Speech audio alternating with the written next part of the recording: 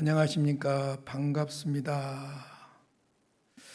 여러분은 화면으로 저를 보고 계시지만은 저는 여러분을 상상으로 보고 있습니다. 반바지 입고 있는 것도 다 보입니다. 반갑습니다. 제가 책상 앞에 놓고 수시로 읽고 있는 생각보다 가까이 계시는 하나님, 존 오트버그의 책인데요. 거기 제4장에 보면 인생의 가장 위대한 순간이라는 제목이 나와요. 거기에서 이런 말을 합니다. 당신의 삶에서 가장 위대한 순간은 지금이다. 그렇게 말합니다. 그리고 내일이라는 단어는 인생에서 가장 위험한 단어다. 그렇게 말하고 있습니다. 9월 마지막 주일입니다. 9월도 저물어가고 있습니다. 오늘 지금을 살고 누리시기를 바랍니다. 오늘 지금은 웨스트민스터 신앙 고백 강의 8번째 시간입니다. 지금 제2장을 공부하고 있어요. 제2장 하나님과 거룩한 삼일체에 대하여 2장이 3항으로 되어 있습니다. 1항은 요약하자면 하나님의 속성이지요. 참 하나님, 한 분 하나님의 속성에 대해서 말하고 있고 2항은 하나님의 절대 주권을 고백하고 있습니다. 그리고 오늘 공부할 제3항은 기독교의 독특한 하나님, 유일한 하나님, 하나님의 존재 양식인 삼위일체에 대해서 공부하도록 하겠습니다. 자, 3항을 읽어드리겠습니다.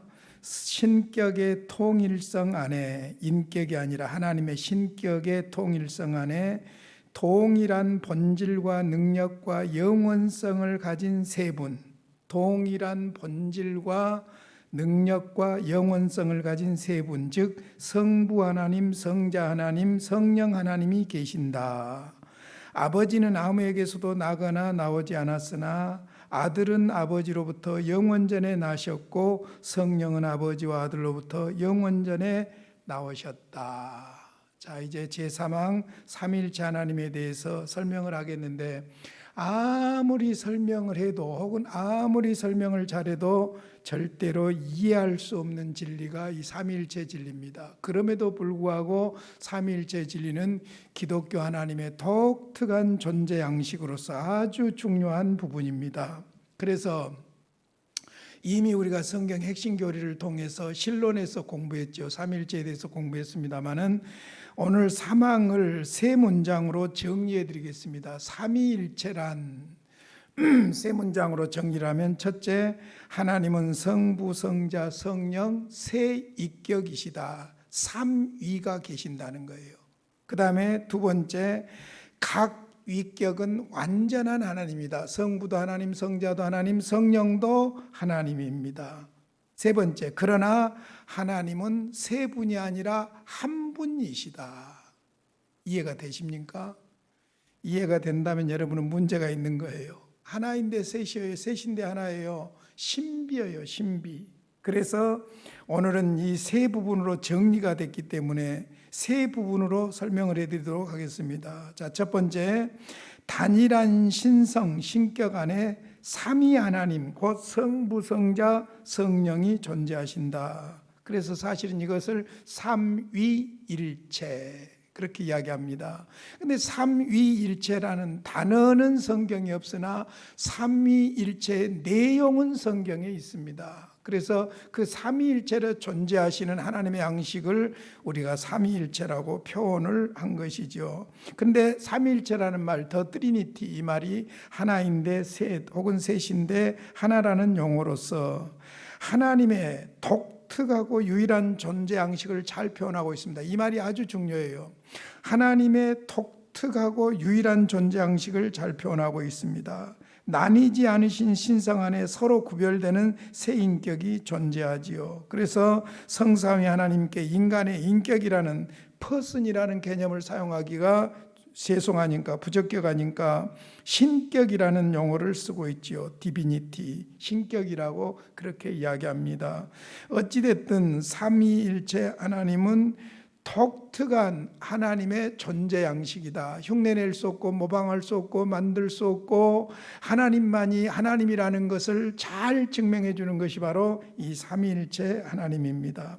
자, 성경으로 증명을 해드리겠습니다. 먼저 구약을 보면은 창조하실 때 하나님이 하나님 자신을 뭐라고 하냐면은 창세기 1장 26절에 보면 우리의 형상을 따라 우리의 모양대로 우리가 사람을 만들고 복수로 사용하고 있는 것을 볼 수 있지요. 창세기 3장 22절에 보면은 인간이 타락한 이후에 하나님께서 이런 말씀을 하셔요. 여호와 하나님이 이르시되 보라 이 사람이 선악을 아는 일에 우리 중 하나같이 되었으니 여호와 하나님이 말씀하시는데 우리 중 하나와 같이 되었으니라고 이야기하고 있습니다. 창세기 11장 7절에 보면 바벨탑을 쌓는 교만한 인간들에 대한 하나님의 반응인데 자 우리가 내려가서 거기서 그들의 언어를 혼잡하게 하여 그들이 서로 알아듣지 못하게 하자 하시고 우리가라고 표현하고 있습니다. 복수지요.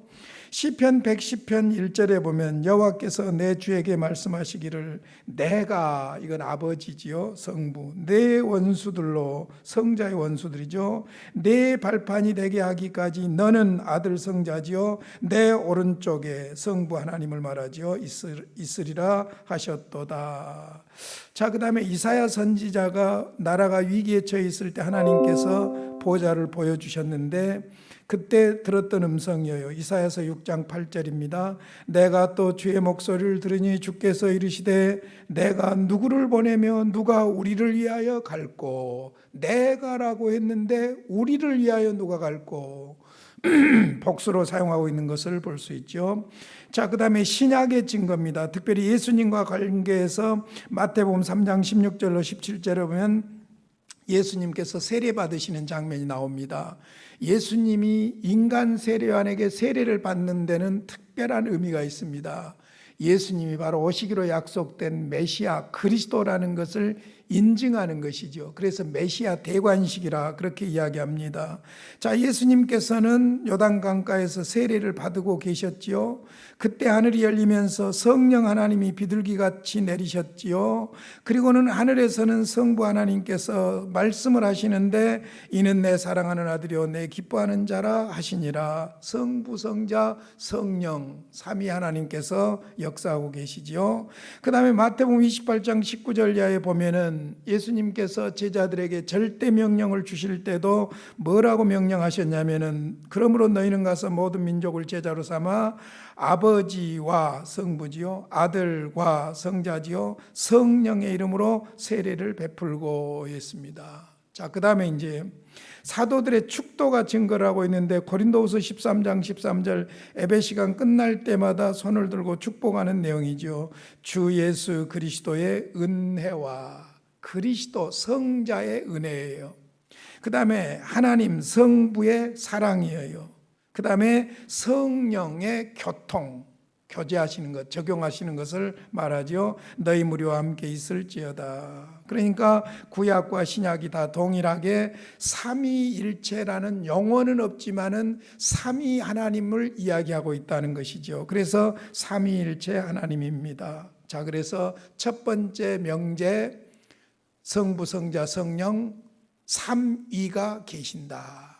두 번째 명제입니다. 성삼위 하나님은 인격적 속성에 의해 서로 구별되신다. 참 우리가 인간적으로 이해할 수 없는 것이 뭐냐면은 삼위가 계시는데 그 삼위가 각각 완전한 하나님이라는 것입니다. 성부도 하나님이고 성자도 하나님이고 성령도 하나님으로 구별되신다는 거예요. 성부 하나님, 성자 하나님, 성령 하나님으로 계신다는 거예요.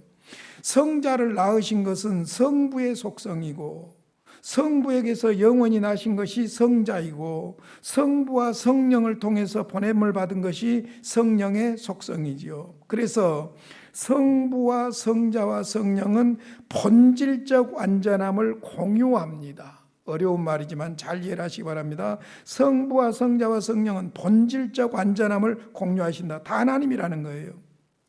각각, 자, 이 말이 중요합니다. 각각 독특한 인격적 속성을 소유하신다. 그러니까 각자가 다 하나님이라는 거예요. 성부도 하나님, 성자도 하나님, 성령도 하나님이라는 것이죠. 여러분 이해가 됩니까? 이해가 절대로 안 됩니다. 그래서 삼위일체는 유일하고 독특한 하나님의 존재 양식으로 피조물에 그런 존재 양식이 없어요. 그래서 설명할 수가 없고 흉내낼 수가 없고 만들 수가 없고, 그러므로 이해하려고 하지 말고 믿어야 됩니다. 그래서 사실은 우리가 종교마다 다 유일신 하는데, 기독교는 유일신인데 삼위일체 유일신이에요. 흉내낼 수가 없어요. 만들 수가 없어요. 피조물 중에 그런 존재가 없어요. 신비한 존재입니다. 신비한 연합이에요. 그래서 기독교 하나님이 참 하나님이라는 것을 삼위일체로서 보여주고 계신 것이죠. 그 다음에 이제 세 번째 명제입니다. 성삼위 하나님은 한 분이신 참 하나님이시다. 자, 세 가지 명제를 다시 기억해 보세요. 성부, 성자, 성령 삼위가 계신다. 각각 다 하나님이시다. 그런데 하나님은 한 분이시다. 그래서 세 번째가 바로 한 분이신 참 하나님이시다. 그런데 성부가 하나님이라는 사실은 다 인정해요. 근데 이제 문제는 성자가 하나님이라는 사실에 대해서 논란이 있고 반대를 하지요. 그 반대하는 몇 부류를 보면은 먼저 4세기에 아리우스주의가 나타났습니다. 성자의 하나님임을 부정하는 사람들이죠. 성자가 비록 탁월함과 시간적 순서상 다른 피조물보다 월등히 앞서지만 그럼에도 불구하고 시작이 있는 피조물이라고 주장을 합니다. 성자는 하나님이 아니다. 그게 바로 아리우스주의예요. 그 다음에 이제 6세기경에 소시니우스주의가 나옵니다.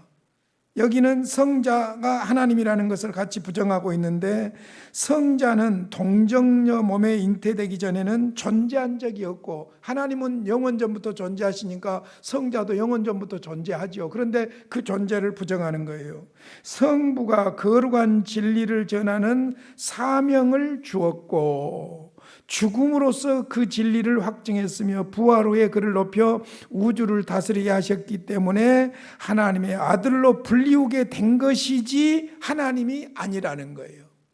그리고 아리우스주의는 성령도 하나님이라는 것을 부정합니다. 그래서 사실은 이것은 꾸준히 나타난 현상들이었는데, 예를 들어서 여호와의 증인이라든지 몰몬교라든지 이런 경우들은 성령을 하나의 하나님으로부터 오는 파워로 봐요. 파워. 인격적으로 보질 않죠. 문제가 있는 것이죠. 그리고 성자는 하나님으로부터 유출되었다고 보는 거예요. 성부로부터 유출되었다고 보는 것이죠. 자, 현대의 소시니스주의가 있습니다. 단일 신론이죠. 결론으로 말씀드린다면 성자는 탁월한 인간에 불과하다는 거예요. 인간은 인간인데 탁월한 인간이라는 것이죠. 그리스도가 요셉과 마리아의 아들인 사람에 지나지 않았기 때문에 숭배의 대상이 될 자격이 없고, 단지 하나님의 선지자들 가운데 가장 뛰어나고 인간들 가운데 가장 탁월한 인격을 지닌 존재일 뿐이다. 그렇게 말하고 있다는 것이죠. 그렇지 않다. 우리는 성부도 하나님이고 성자도 하나님이시다. 인간의 몸을 입고 온 것 뿐이죠. 자, 그 다음에 이제 두 번째로 성자가 영원하시고 본질과 능력이 동일한 하나님이시라는 것을 성경을 통해서 입증해 드리도록 하겠습니다. 몇 가지로 입증할 수 있어요. 첫째, 성부 하나님의 이름이 성자에게도 적용됐습니다. 요한복음 1장 1절, 로마서 9장, 특별히 요한복음 1장 1절에 오면 태초에 말씀이 계시니라, 이 말씀이 하나님과 함께 계셨으니 이 말씀은 곧 하나님이시니라. 태초에 성자가 계셨다. 이 성자가 하나님과 함께 계셨으니 이 성자는 곧 하나님이시다. 그러니까 성자는 하나님이라는 것이 입증되지요.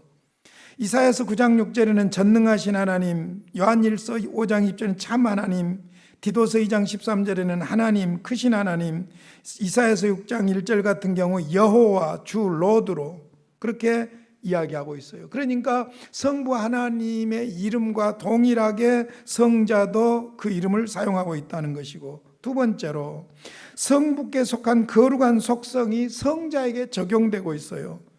성자는 영원하고 전능하시며 불변하시다. 성부 하나님, 우리가 1항에서 하나님의 속성을 배웠죠. 자, 히브리서 13장 8절에 보면 예수 그리스도는 어제나 오늘이나 영원토록 동일하시니라. 하나님은 영원하신 성부 하나님이죠. 성자 하나님도 그렇다는 거예요. 세 번째로는 성부의 사역의 성자를 적용하고 있습니다. 창조, 그 다음에 보존과 통치, 성경 구절들은 참고하세요. 영원한 구원 사역, 그 다음에 죄의 용서, 죄의 용서는 하나님만 하시는 것이잖아요. 마지막 날 죽은 자들을 살리시는 사역, 마지막 세상의 심판. 그래서 요한복음 1장 3절에 만물이 그로 말미암아 지은 바 되었으니, 예수 그리스도로 말미암아 창조되었다는 것이죠. 자, 그 다음에 네 번째로 성경은 성부께 드려야 할 경배를 성자께 드리라고 합니다. 그래서 요한복음 5장 23절에 보면 아버지를 공경하는 것 같이 아들을 공경하라고 했고, 히브리서 1장 6절에 보면 천사들은 그에게 경배할지어다, 그리스도죠. 그 다음에 기타 여러 성경 구절들도 나와 있는데, 요한복음 5장 23절 보세요. 이는 모든 사람으로 아버지를 공경하는 것 같이 아들을 공경하게 하려 하심이라. 아들을 공경하지 아니하는 자는 그를 보내신 아버지도 공경하지 아니하느니라. 그러니까 하나님과 동일하다는 것이죠. 자, 그 다음에 다섯 번째로는 성자와 성부가 동등하다는 표현이 분명하게 발견됩니다. 성자 자신이 주장하시고 표적으로 입증하셨지요. 재미있는 말씀이 요한복음 10장 30절에 나오는데, 나와 아버지는 하나이니라, 예수님이 그렇게 말씀하셨어요. 빌립보서 2장 6절에는 본체시죠. 그 다음에 스가랴 13장 7절에 성부는 성자를 자기와 동등한 짝으로 여기셨지요. 요한복음 5장 18절을 보겠습니다. 유대인들이 서로 이로 말미암아 더욱 예수를 죽이고자 하니 이는 안식일을 범할 뿐만 아니라 하나님을 자기의 친아버지라 하여 자기를 하나님과 동등으로 삼으심이로라. 그러니까 아버지라는 개념하고 아들이라는 개념은 본질적으로 같다는 개념이에요. 같은 개념, 동질이라는 그런 개념이 바로 아버지와 아들의 개념이죠. 그러니까 성자는 하나님이다, 성경적으로 증명을 했어요. 하나님의 이름이 성자에게 쓰이고 있고, 하나님의 속성이 성자에게 쓰이고 있고, 하나님의 사역이 성자에게 적용되고 있고, 하나님께만 드려야 될 경배를 성자에게도 경배하라고 하고 있고, 그 다음에 여러 가지 동등한 표현들로 예수님이 친히 말씀하고 계시기 때문입니다. 자, 그 다음에 이제 성령도 하나님이라는 것을 성경으로 입증해 드리겠습니다. 똑같아요. 먼저 하나님의 이름이 성령께 적용되고 있습니다. 사도행전 5장 3절 4절에 보면 성령은 하나님으로 불리고, 자, 사도행전 5장 3절 4절에 보면요, 베드로가 이르되 아나니아야 어찌하여 사단이 내 마음에 가득하여 내가 성령을 속이고 땅값 얼마를 감추었느냐. 자, 성령을 속였다고 그랬어요. 근데 땅이 그대로 있을 때에는 내 땅이 아니며 판 후에도 내 마음대로 할 수 없더냐. 어찌하여 이 일을 내 마음에 두었느냐. 사람에게 거짓말한 것이 아니요 하나님께로다. 성령을 속이는 것이 하나님을 속이는 것이고, 하나님을 속이는 것이 성령을 속이는 것이고, 성령은 하나님이라는 거예요. 두 번째, 하나님의 거룩한 속성이 성령에게도 적용됩니다.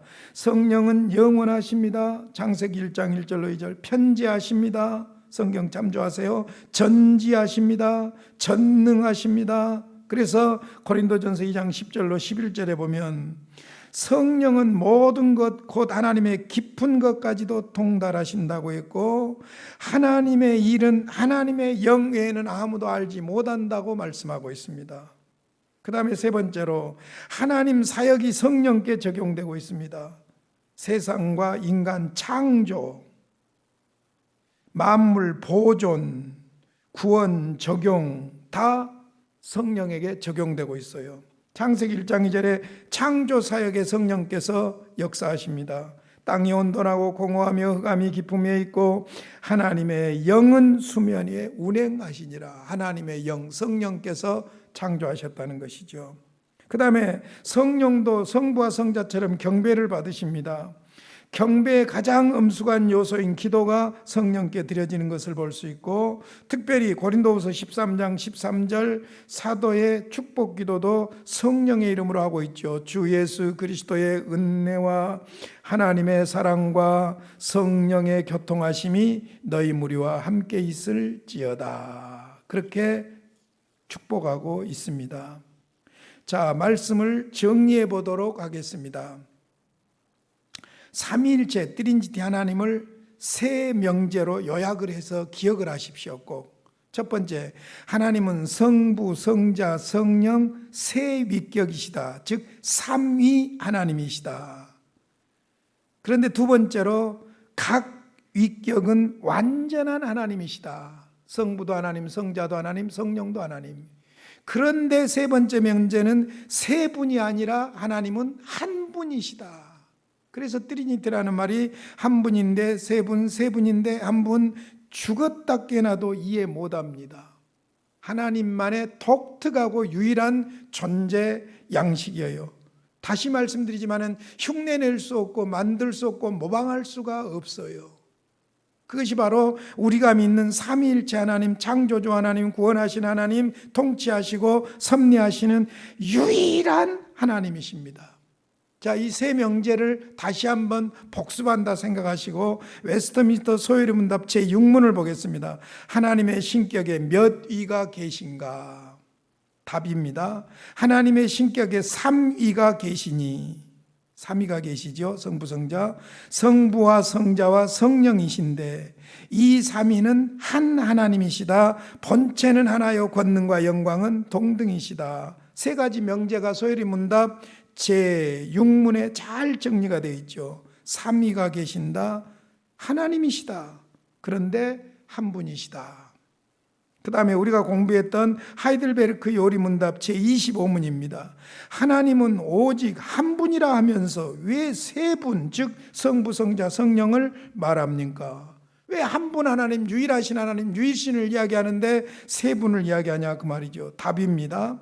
하나님께서 말씀으로 자신을 그렇게 계시하셨기 때문입니다. 이 삼위가 곧 유일하고 참되고 영원한 하나님이십니다. 삼위일체 하나님, 성경에서 계시하시는 그 하나님만이 유일하고 참되신 참 하나님이십니다. 우리는 유일신 삼위일체 하나님을 믿습니다. 삼위일체 하나님을 믿지 않으면 기독교가 아니에요. 그런 의미에서 삼위일체 교리는 이해할 수 없지만은 굉장히 중요한 교리입니다. 그래서 삼위일체 교리를 알지 못하면 하나님의 사역 가운데서 가장 위대한 사역인 구원 사역을 온전히 이해할 수가 없어요. 성경의 구속사가 성부, 성자, 성령 하나님의 역할과 사역으로 나타나기 때문이죠. 구원은 영원 전에 성부께서 계획하신 거예요. 이제 다음 주부터 제3장 하나님의 작정을 공부할 거예요. 하나님이 존재하신다면 하나님의 계획이 있을 거 아니에요. 그게 작정과 예정이에요.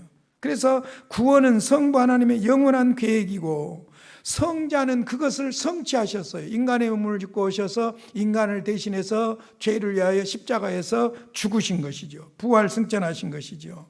그리고는 그 십자가에서 부활하심으로 성취해 놓으신 구원을 성령께서 우리 안에서 적용해 주시는 거예요. 내가 죄인이고 예수님이 내 죄를 위한 구원자시라는 것을 성령께서 믿도록, 효과적으로 믿도록 적용해 주시는 것이죠. 그러므로 우리는 성부 하나님께 성령의 도우심으로 성자를 통해 기도합니다. 이것이 신앙이에요. 성부 하나님께 기도해요. 성자의 이름으로 기도해요. 성자 예수님이 아니면 하나님과의 관계가 아버지와 자녀 관계가 될 수가 없어요. 그리고 성령의 도우심으로 기도하는 거예요. 그래서 우리가 논리적으로 기도할 때 처음 기도를 시작하면서 사랑의 예수님, 틀린 말은 아니지만 논리적으로는 안 맞아요. 사랑의 하나님 혹은 아버지, 그렇게 기도해야 돼요. 마지막 기도할 때도 하나님의 이름으로 기도합니다. 그렇게 기도하는 것이 아니라 예수님의 이름으로 기도합니다. 그렇게 기도하는 것이죠. 그래서 성부, 성자, 성령 하나님의 구원 역사를 이야기하고, 그런 측면에서 삼위일체 신앙은 실천적 신앙의 근간이라고 볼 수 있습니다. 그래서 삼위일체 하나님을 우리는 믿어야 합니다. 삼위일체를 부정하는 이단들을 다시 한번 정리해 드리겠습니다. 간단하게. 아리안주의가 있어요. 4세기경에 생겨났다고 그랬죠. 그리스도가 탁월하지만 피조물이다, 하나님으로 믿지 않는 거예요. 소시니안주의는 그리스도가 마리아의 몸에 잉태되기 전에는 존재하지 않았다고 주장하고 성령의 신성도 부정합니다. 탁월한 인간으로 볼 뿐입니다. 그 다음에 동방교회와 서방교회 성령에 대한 차이점이 하나 있는데, 그게 뭐냐면은 동방교회는 성령이 성부로부터 왔다고 이야기합니다. 그러나 서방교회, 이것이 동방 서방 갈라지는 원인이 되기도 했습니다마는 요한복음 14, 15, 16장 다락방 강화에서 분명히 예수님이 말씀해요. 내가 아버지께로 가서 아버지로부터 너희에게 보혜사를 보내겠다고 그래요. 아버지와 아들을 통해서 성령님이 오신다. 이것이 정통적인 우리의 믿음이죠. 그 다음에 이제 현대 오순절 운동, 보수적인 오순절 운동이 아니라 소위 단일신론적 오순절 운동, 온리스 펜타코스탈리즘이라고 하는데, 이게 뭐가 문제가 있냐면은 성령의 사역 가운데 구원 사역, 특별 사역이죠. 성령께서 우리 안에서 적용해 주시니까 예수를 구주로 믿을 수 있는 거예요. 여러분, 이거 중요한 거예요. 성령이 역사해 주시지 않으면 예수를 구주로 믿을 수 없어요. 죽었다 깨나도 못 믿어요. 예수가 내 죄를 십자가에 죽었다고 어떻게 믿을 수가 있어요? 이성적으로는 안 믿어지는 거예요.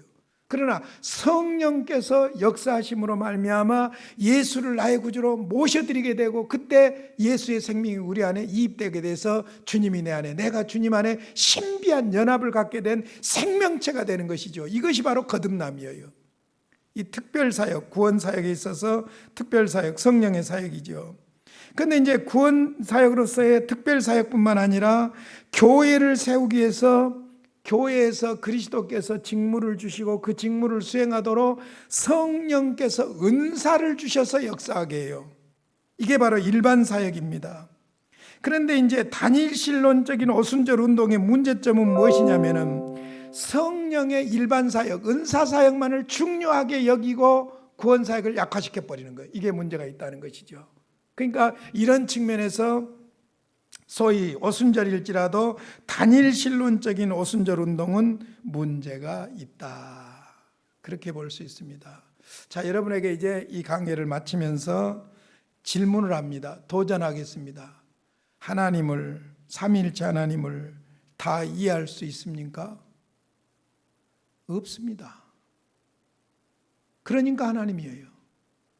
내가 이성적으로 다 이해할 수 있다면 내가 하나님이죠. 그러죠. 그래서 이제 소위 하나님과 인간, 성령의 역사와 이성의 역사, 이런 걸 자꾸 인간으로 대체하는데 문제가 바로 그런 데 있는 거예요. 우리가 지금 제2장 하나님과 삼위일체에 대해서 공부했지만은, 하나님은 우리가 속성을 여러 가지로 공적 속성, 비공적 속성, 인간과 비교하고 피조물과 대조하면서 이야기를 하고 이해를 하려고 예를 쓰지만은 하나님을 온전히 이해할 수 없는 거예요. 하물며 삼위일체 하나님을 어떻게 우리가 이해할 수 있냐고요. 이해할 수 없어요. 이해할 수 없으니까 믿지 않는다? 천만의 말씀이에요. 오히려 하나님을 우리가 다 온전하게 이해할 수 없음이 당연한 거예요. 그런 측면에서 삼위일체는 굉장히 중요한 거예요. 이해가 되느냐 안 되느냐의 문제가 아니라 존재의 문제예요. 그래서 하나님의 유일성을 신비한 독보적인 존재로 증거하고 있는 것이 삼위일체 하나님이에요. 만들 수 없어요. 모방할 수 없어요. 흉내낼 수가 없어요. 하나님만이 유일한 하나님이라는 것이 무엇으로 입증되느냐? 삼위일체 하나님으로 입증되는 거예요. 그러므로 우리는 성부, 성자, 성령 삼위일체 하나님을 믿습니다. 삼위일체 하나님을 믿지 않으면 기독교가 아닙니다. 이 하나님을 믿음으로 건강한 신앙으로 승리하시기를 주님의 이름으로 축원합니다. 고마우신 아버지, 감사합니다. 하나님을 하나님으로 알고 믿게 하시니 감사합니다. 하나님을 믿는 믿음 안에서 우리의 신앙이 건강하게 성장하도록 성령님 역사하여 주시옵소서. 예수님의 이름으로 기도하옵나이다. 아멘.